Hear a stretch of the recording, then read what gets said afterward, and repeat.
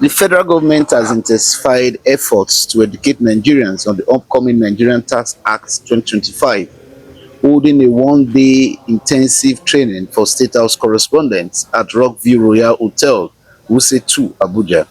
The training, organized by the Presidential Fiscal Policy and Tax Reform Committee in collaboration with the Federal Inland Revenue Service (FIRS), aimed to equip journalists with accurate information about the new law ahead of its full implementation on January 1st, 2026.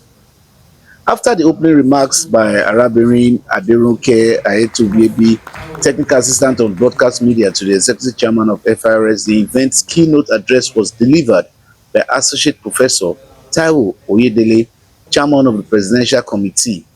He clarified that none of the taxes contained in the new act were newly introduced by the present administration.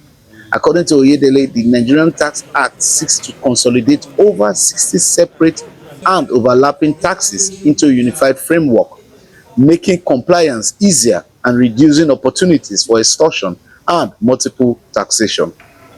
He stressed that the act is pro-poor and pro-growth, with zero tax or significantly lower rates for low and middle-income earners, as well as for small businesses with annual turnover below 120 million, a category that covers nearly 97% of Nigerians' workforce.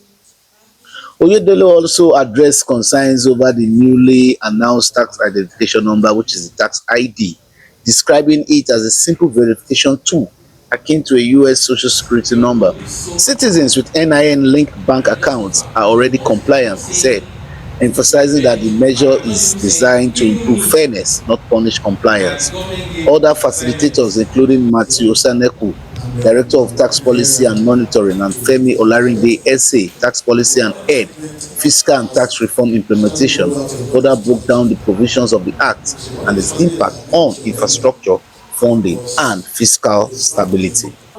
The training session also addressed the widely debated 5% fuel surcharge, reminding participants that the levy has been part of the FEMA Act since 2007 and is now being fully enforced to support road construction and maintenance.